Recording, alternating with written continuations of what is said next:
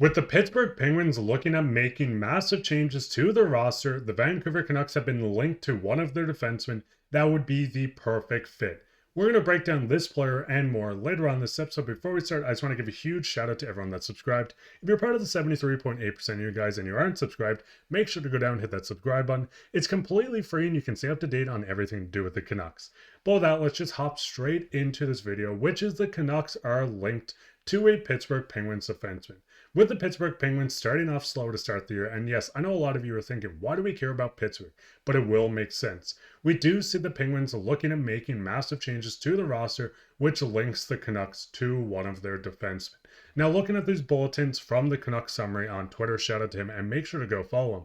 I'll break down reasons why the Canucks are linked. So we can see, and I won't go through all these, they don't want to go into a rebuild, but they know that they need to change things. Dubas has made it known to other teams that everyone is available except for 87, which is obviously Sidney Crosby. And you can work your way down. You can see they want actual NHL players, not futures. But they also have been not talking to Marcus Pettersson, who wants to resign with the team, but they haven't spoken on an extension. So Marcus Pettersson, who is a defenseman, and yes, the thought of adding another Pettersson to this team is hilarious. Patrik Allvin and Jim Rutherford want to get the Infinity Stones of Pettersson. They could have DPD, Elias Pettersson, and a guy like Marcus Pettersson. But going into Marcus Pettersson, he's a 6'4" defenseman, 28 years old, former second-round pick by the Anaheim Ducks, but looking through his career, this is the perfect fit. He's a left-handed defenseman that came off a 30-point season last year, 82 games, 4 goals, 26 assists for 30 points. We can see this year, 18 games played, 1 goal, 7 assists for 18 points. Yes, he is a -5, but the Penguins have been having an abysmal start to the season, so you cannot blame this fully on Pettersson.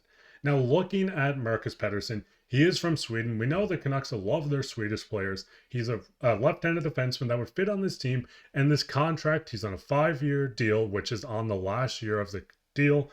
$4,025,175 cap hit. This was signed by Jim Rutherford in Pittsburgh when he was still there with the team. So not only is Marcus Pettersson a former signee of a guy like Jim Rutherford, this is a guy that fits this team perfectly. Looking at the Canucks defensive pairings, Quinn Hughes and Hronek, this is not going to be broken up unless the extreme happens. Carson Soucy and Tyler Myers has been struggling a tiny bit, but I do think this is where you could slide in a guy like Marcus Pettersson onto the second pairing with a guy like Tyler Myers. You could slide Soucy down to play the third line lefty and putting Erik Brannstrom to the right side to play on the offhand. When you have this, you can keep a guy like Darren Hayes, you could keep a guy like Forbert, you could keep a guy like Noah Juleson, you can have all these extra defensemen, or if you wanted to package one of these guys in the deal, you could do this as well. But having Marcus Pettersson, a legitimate top 4 defenseman, on the last year of his contract, this would be an expiring deal. So we may see another Sidorov situation where they bring him in and he does not resign. But at this cap hit, it's going to be easy to bring in a guy like this, especially the closer you get to deadline. But we've also seen Allvin and Jim really go out and make trades early. They've been known for going out, finding what they need, and hitting the market early. And with the Penguins looking on moving on from some of these guys where they want to change up this roster, they want to bring in actual NHL players while moving out some guys that they don't expect to keep, like Pettersson, who wants to resign, but they won't talk extension. You can see that on, I think it's the 7th or 6th bulletin down. This is where this fits perfectly. I mean, looking at this guy, not only can he put up 30 points, but he eats a lot of minutes. In the past 3 years, starting back to 2022, 2023, 20 minutes and 35 seconds. Last year, 22 minutes and 40 seconds. This year, 22 minutes and 8 seconds. This is a guy that plays with Erik Karlsson. This is a legitimate top 4 defenseman. This is a guy that plays on the Penguins' top penalty kill unit while putting up 30 points and not getting any power play time for the most part. Not only can he go out and put you up 30 points, but he can also hit and block shots. We can see starting back 3 years ago, 131 block shots, 159 last season, and 27 this year in 17 games. With the hits are pretty much the same, 133 hits, 121 and 15 this year. Marcus Pettersson would come in and be a top 4 defenseman, bolstering this Canucks top 4D, and it would help quite a bit. Now, a lot of you might be looking at this and saying, hey, what is it going to cost? I've seen a lot of insiders and writers talking about the cost on Pettersson. This is a defenseman that can slide into your top four. This is a guy that would come in at a cap hit of $4 million. Yes, the Penguins could retain, but with them, they currently have 2 retained spots already used, so I'm not sure if they want to use the third one. But looking at Pettersson on this cheap cap hit of $4 million to come in, a guy that can slide into the top 4, a guy that can play 20 minutes or more for this franchise while playing penalty kill minutes, it's going to cost a little bit. We've seen reports come out that they're looking at maybe a second-round pick and a prospect for Pettersson. We've seen other reports saying they want NHL-ready defensemen, or players, not defensemen, or maybe defensemen. So this is where I think a guy like Hoglander could come in. I'm not going to go out and say, yes, I want a guy like Hoglander moved, because I don't. He scored 24 goals last year. He put up 36 points. But with his ice time dropping, with only having 5 points in 14 games, I think we're going to see Tocchet slowly moving him down in the lineup. And I mean, we've kind of seen it already. In the last 5 games, you can see against Calgary, he played 9 minutes and 23 seconds. Working your way back against the Oilers, just under 13 minutes, 11 minutes, 13 minutes, 10 minutes. Hoglander is going in on an extension at the end of the season at $3 million per year.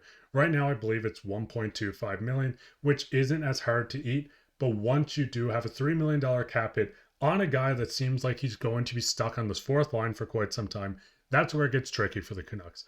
Looking at these forwards, and I will touch on the defense once again in a minute, but looking at the forwards, once a guy like Brock returns, I think he's going to slide straight back up in this top line. So you have a guy like Boeser, JT Miller, Brock, DeBrusk, Pettersson, and I think this is where a guy like Jonathan Leckmack, if he stays around, could slide in on the second unit. Dakota Joshua's return would probably slot him right back onto this third line, next to Teddy Beluga and a guy like Connor Garland.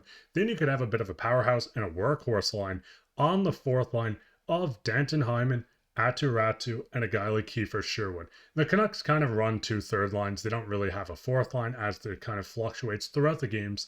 But I think with the return of Boeser, with the return of Dakota Joshua, with the young guys stepping up like Baines, Ratu, Jonathan Leckmack, the cheap cap hits, them being on 2-year deals, I think we're really going to see maybe the Canucks looking to move out some salary. Brock needs to be signed next year. You're going to have some guys that need extensions. So I think the biggest thing is Hoglander may be on his way out with Tocchet losing a bit of trust, playing him in not a lot of minutes, playing in over 13 minutes just once, and it's 4 seconds over in the past 5 games. We've seen him score 24 goals. He does have potential. He's just 23 years old. But at $3 million, if he's not sliding into this middle 6 or top 6, it doesn't seem to make sense. As I said, Hoglander's awesome. With the Penguins wanting to go out and get NHL-ready players, they want to get a little younger. They want to continue to play but not go into a rebuild. I think we're going to see Pettersson or Hoglander really fit the mold, and that's where the defense would round out by going out and getting a guy like Marcus Pettersson, who I think would be awesome. Yes, it might be a rental, might be Sidorov again, but the biggest thing is you're getting a guy to help with his team now, and they can sign an extension. But what's your guys' thoughts on those? Go down, leave a comment, and speaking on comments, we can hop straight into comments of the day, which is from Dylon. He says, well done, Mark. Just want to take the time and say thanks for the channel. Go Nucks. Shout out to you and anyone watching this. If you're enjoying the content, shout out to you as well. If you don't enjoy the content, I'm sorry. Hopefully I can fix that. But if you guys like this video and you want to go down and leave a comment, you could be featured as comment today. While you're down there, leave a like, subscribe, share this with your friends. We'll be back with another video maybe today or tomorrow, so keep your eyes out for that. But I've been your host, Mark Pye. Take care.